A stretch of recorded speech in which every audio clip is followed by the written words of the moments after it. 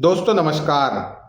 इतिहास की किताबों में लिखा है कि युद्ध केवल गोलियों से नहीं बल्कि संकल्प से जीते जाते हैं। 8 अप्रैल 2026 की सुबह यही हुआ। दुनिया के नक्शे पर एक नई इबारत लिखी गई। अमेरिका, इजराइल और ईरान के बीच जो तनाव पिछले कई महीनों से बारूद के ढेर पर बैठा था, वह आज एक ऐतिहासिक युद्ध विराम की दहलीज पर आकर खड़ा हो गया। लेकिन इस युद्ध विराम के पीछे की कहानी केवल शांति की नहीं है, बल्कि ये कहानी है ईरान के अड़िग स्वाभिमान की, पाकिस्तान की अप्रत्याशित कूटनीतिक छलांग की और भारत की उस रहस्यमयी चुप्पी की जिसने विश्व गुरु के संबोधन पर सवालिया निशान लगा दिए हैं। ईरान की जीत एक राष्ट्र का अभूतपूर्व प्रतिरोध है। सबसे पहले बात करते हैं ईरान की। ईरान के नज़रिए से देखें तो ये केवल एक सैन्य संघर्ष नहीं था, ये पश्चिमी दादागिरी के खिलाफ एक सभ्यतागत संघर्ष था। दुनिया की सबसे बड़ी महाशक्ति अमेरिका और तकनीक से लैस इजराइल के सामने ईरान ने घुटने टेकने से इनकार कर दिया। ईरान की इस जीत के 3 मुख्य स्तंभ रहे: रणनीतिक धैर्य, प्रतिबंधों में ढील और आत्मनिर्भरता बनाए रखना। ईरान ने इजरायली हमलों का जवाब केवल मिसाइलों से नहीं बल्कि अपनी हॉर्मुज जलडमरू स्टेट ऑफ हॉर्मुज की ताकत से दिया। उसने दुनिया की तेल सप्लाई लाइन को अपनी मुट्ठी में लेकर अमेरिका को एक एहसास करा दिया कि ईरान को तबाह करने की कीमत पूरी दुनिया को चुकानी होगी। इस युद्ध विराम के लिए ईरान ने अपनी शर्तें मनवाने का भी काम किया। उसने साफ कह दिया कि अमेरिका को ईरान के बैंकिंग और तेल क्षेत्र से तुरंत प्रतिबंध हटाने होंगे। उसने स्पष्ट कर दिया कि परमाणु स्वायत्तता जो है हमारी बनी रहेगी। ईरान अपने शांतिपूर्ण परमाणु कार्यक्रम को बंद नहीं करेगा।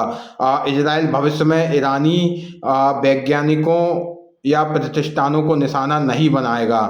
दशकों के प्रतिबंधों ने ईरान को अंदर से इतना मजबूत बना दिया कि वह बिना किसी बाहरी मदद के महीनों तक युद्ध लड़ने में सक्षम रहा। ये तेहरान की अस्मिता की जीत है। इसी के साथ पाकिस्तान की भूमिका फेल्ड स्टेट से ग्लोबल मीडिएटर तक नजर आई है।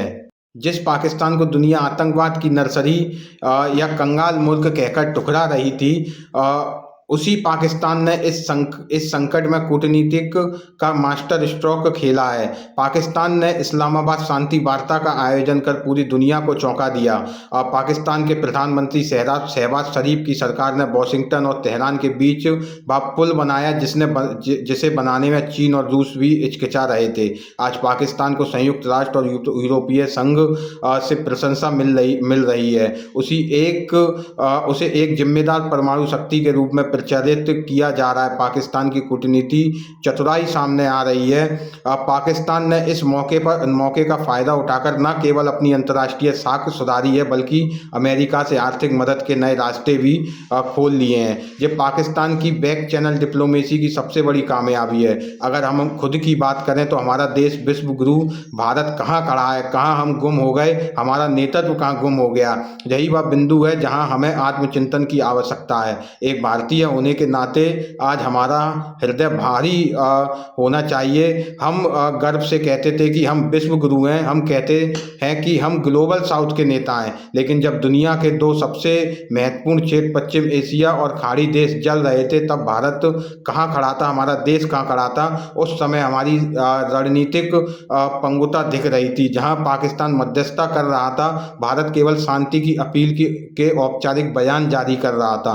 सवाल यह है कि इजराइल से नज़दीकी का बोझ हमें नीचे ढकेल रहा है या हम आगे जा रहे हैं। क्या हमारी इजराइल के साथ दोस्ती इतनी भारी पड़ गई कि हमने अपने पुराने मित्र ईरान का साथ छोड़ दिया? क्या हम गुमनाम कूटनीति में खोते जा रहे हैं? भारत की वेट एंड वॉच प्रतीक्षा करो और देखो कि नीति ने हमें इस बड़े खेल से बाहर कर दिया है। आज जब इतिहास लिखा जाएगा तो पाकिस्तान को शांति दूत और भारत को एक मूक दर्शक के रूप में दर्ज किया जा सकता है। क्या विश्व गुरु का अर्थ केवल G20 जैसे आयोजनों में चमक दमक दिखाना है, या असली विश्व गुरु वह है जो भीषण युद्ध के बीच में जाकर आग बुझाने का साहस दिखाए? आज भारत की ये अनुपस्थिति हमारी विदेश नीति की सबसे बड़ी विफलता मानी जा रही है। सत्ता और सम्मान मांगने से नहीं मिलते बल्कि सही समय पर सही फैसले लेने से मिलते हैं।